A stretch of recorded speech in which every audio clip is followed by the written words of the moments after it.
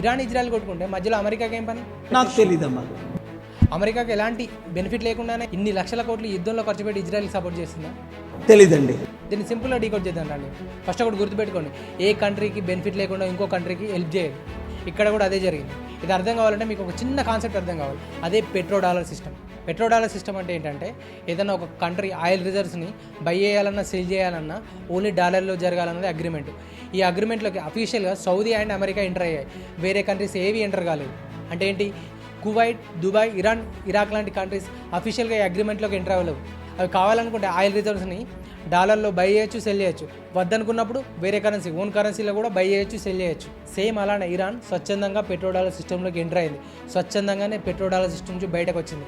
Once Iran ఎప్పుడైతే petro dollar system నుంచి బయటకు వచ్చిందో, అమెరికా ఇరాన్ని ఒక ఎనిమి కంట్రీలా చూడడం స్టార్ట్ చేసింది.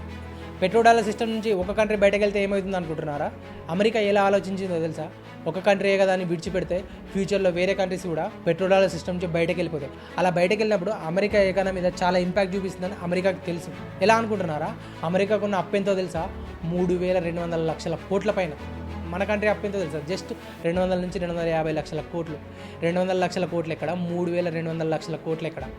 ఆ అప్పు యూఎస్ ఎకానమీలో ఈజీగా రొటేట్ అవ్వాలంటే పెట్రో డాలర్ సిస్టమ్ అనేది కంపల్సరీ. ఎలా అనుకుంటున్నారా? పెట్రో డాలర్ సిస్టంలో ఈ కంట్రీస్ ఆయిల్ ఎక్స్పోర్ట్ చేసినప్పుడు వచ్చిన డాలర్స్ ఉంటాయి కదా, అవి తీసుకొచ్చి యూఎస్ ఎకానమీలో ఇన్వెస్ట్ చేస్తాయి. అలా ఇన్వెస్ట్ చేయడం వల్ల యూఎస్ ఎకానమీ అప్పు ఈజీగా రొటేట్ అవుతుంది. అలా రొటేట్ అవ్వడం వల్ల అమెరికాకి ఎలాంటి ప్రాబ్లం లేదు.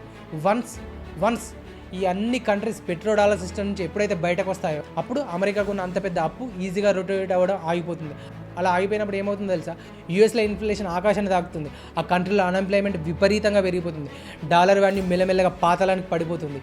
నెంబర్ 1 పొజిషన్లో ఉన్న కంట్రీ నెంబర్ 10, 20th పొజిషన్లో పడిపోయిన ఆశ్చర్యపోవాల్సిన అవసరం లేదు. అండ్ మెయిన్గా వేరే కంట్రీస్ యొక్క కరెన్సీ అనేది స్ట్రాంగ్ అవుతుంది. అంటే మన ఇండియా లాంటి కరెన్సీ రూపీ వాల్యూ అనేది స్ట్రాంగ్ అవుతుంది.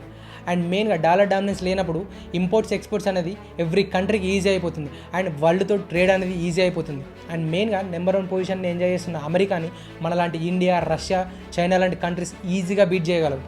ఇదంతా జరుగుతుందని అమెరికాకి తెలుసు. అందుకే లక్షల కోట్లు ఖర్చు అయినా సరే ఇజ్రాయెల్కి సపోర్ట్ చేసి ఇరాన్ని భయపెడుతుంది. ఇరాన్ని భయపెట్టినప్పుడు ఏం జరుగుతుందో తెలుసా?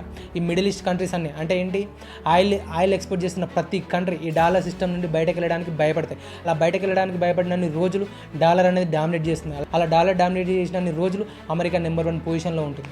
ఇక్కడ మీకు ఒకటి అర్థమైందా? ఒక కంట్రీ డామినెన్స్, ఆధిపత్యాన్ని కాపాడుకోవడానికి ఒక కంట్రీ యుద్ధం చేస్తుంది.